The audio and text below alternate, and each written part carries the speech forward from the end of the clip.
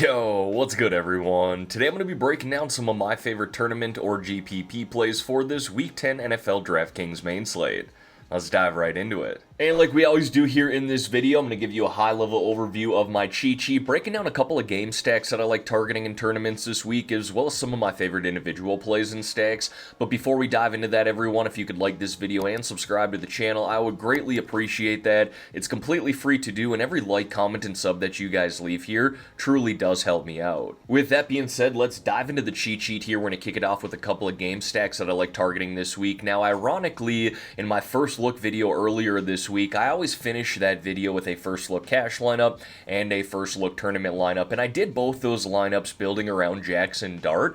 I talked about Jackson Dart in my final cash plays video. If you have not watched that yet, make sure you go do that, but I'm also talking about him on the tournament side of things here as well. And what I like doing in this matchup, I do think we could stack up either side. If you like the Caleb side, this is a good spot for him against this Giants defense as well. So I've kind of gone back and forth stacking up both sides, but really kind of come back to this stack here of Jackson Dart with Darius Slate. Now you could go with Wan'Dale Robinson here, but I like big play Slate. He's more of a tournament play for me, and he's also cheaper here at $4,300. You get $1,000 in price savings off of Wan'Dale Robinson, with a really cheap piece here in Theo Johnson as well, who's built some nice chemistry with Jackson Dart. So I love the initial stack there with the Giants, and then running it back here with DeAndre Swift. He was fully healthy in practice on Thursday, and with Kyle Monangai running so well last week with Swift out, I think people are going to kind of overlook Swift here, and with Rome Odunze putting up a goose egg last week,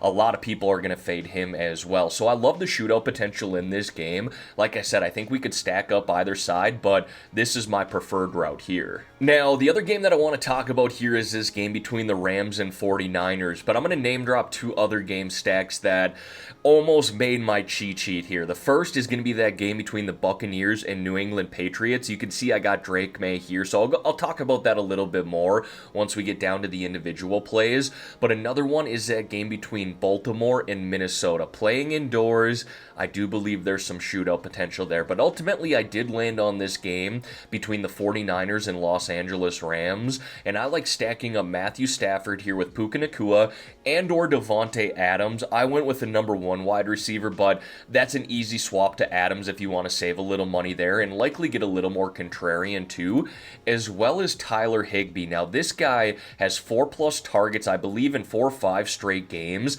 and he's going highly overlooked at this price of $2,900 because we don't need much, right? If we're shooting for 4 or 5x value, if he gets us 10 to 15 DraftKings points at this price, we're happy with that. He's now got 10 plus in 2 of his last 3 games, so I think that's a little sneaky there.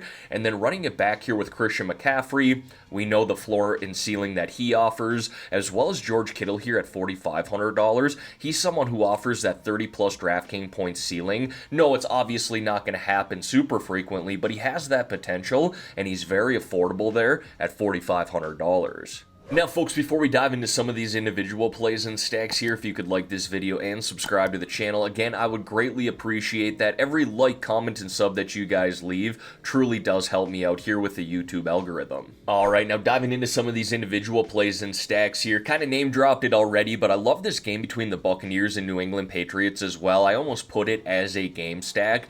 Again, it's just like that situation with the New York Giants and the Chicago Bears. I think we could stack up either side with Baker and or Drake May, but considering the rushing upside that we've seen from Drake May this year, he was my preferred quarterback play at $6,400. You could stack him up with Steph Diggs. I think Demario Douglas, who you can see as honorable mention at $4,000, is a little sneaky, as well as Hunter Henry at $3,600, but overall, I like that game environment. And then Jared Goff here, I talked about this in my cash plays video as well. I think this is a game that the Detroit Lions dominate for a few different reasons. Number one, this Washington defense is not very good, especially that secondary. This Detroit passing attack should have their way with them. Number two, Detroit's coming off of a disappointing loss at home last week against Minnesota.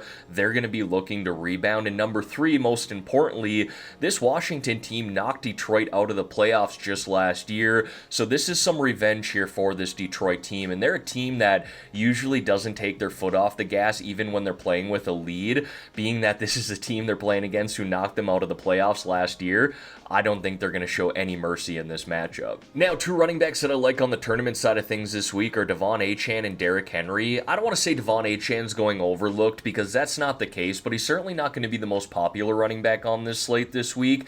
And anytime I can get him at, let's call it just semi-decent ownership, I like him in tournaments. He's got that explosive power where he can score from anywhere on the field. I don't mind the matchup here against the Buffalo Bills, especially in a game script where Miami is likely playing from behind and getting Achane more involved in the passing game.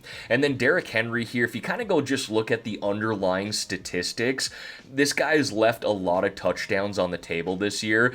And I know this is kind of a fluky stat, but Derrick Henry has always played better in November and December of the NFL season. And everyone, it's November 7th as I record this. It'll be November 9th as we get to the Week 10 main slate.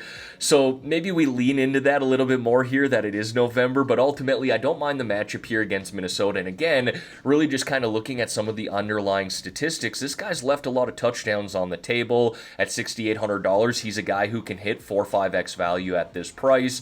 And again, not like Devon Achane, he's not going overlooked in Week 10 here, but he's certainly not going to be the most popular running back. Now, as we get into the wide receivers here, one player who is going overlooked this week is Justin Jefferson, and that's because Puka Nacua, Jackson Smith-Njigba, and Amon-Ra St. Brown, who are all priced above Justin Jefferson, are going to be very, very popular this weekend.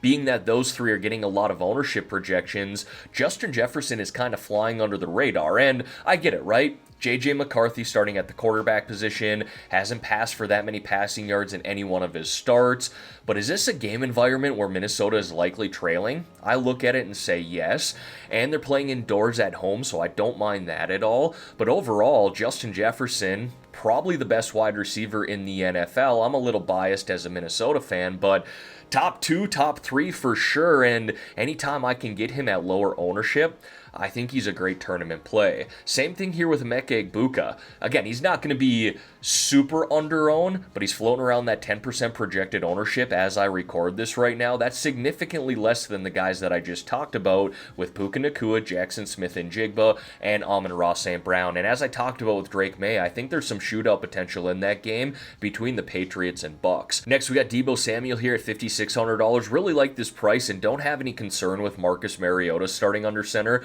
Those two have shown some nice chemistry in the starts that Mariota's had this year, in a game environment where the Commanders are likely playing from behind and having to throw the ball a little bit more. Jameson Williams, talked about him earlier when going through Jared Goff. Really cheap price tag here at $4,900. Yes, he's been disappointing this year, but he's one of those tournament players who can score from anywhere on the field.